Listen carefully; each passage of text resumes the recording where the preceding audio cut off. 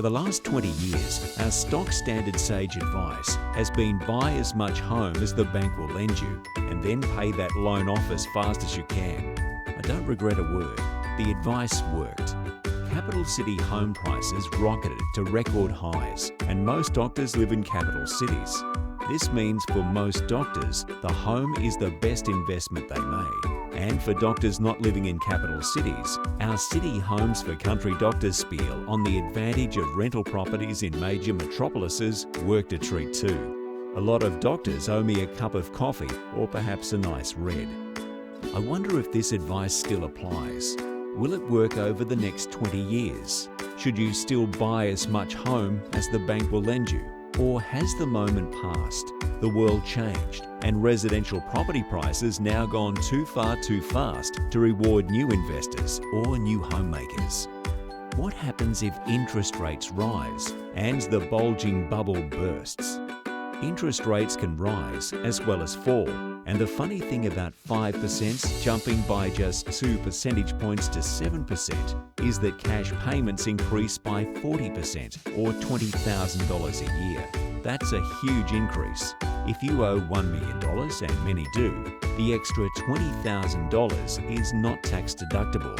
Most have to earn nearly $35,000 to get that extra $20,000. That's more than most earn every 6 months. Average annual earnings are just over $60,000 for 50-year-old men, and less for others. Maybe home ownership is not a good idea after all. Maybe there is a better way. Maybe you should instead invest in shares. Over the last 20 years, shares and property have been neck and neck, both averaging about 9.5% a year. There is basically nothing between them. But if asked, which is likely to average 9.5% over the next 20 years, my money is on the ASX.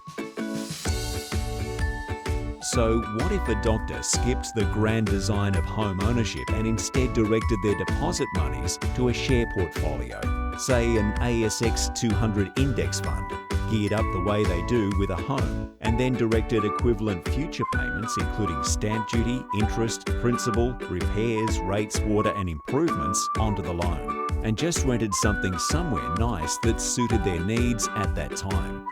The mathematical model predicts the renting doctor will do better. The underlying fundamentals are sound. The idea of the ASX maintaining 9.5% compound over the next 20 years works for me.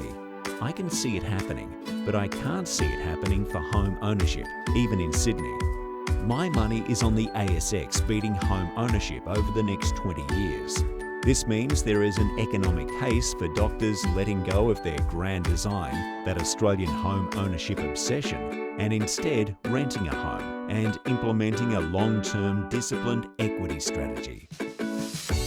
This strategy would probably involve SMSFs, companies and trusts, to get an even better tax investment return and to protect valuable assets from litigious patients and other commercial risks. But that's another story.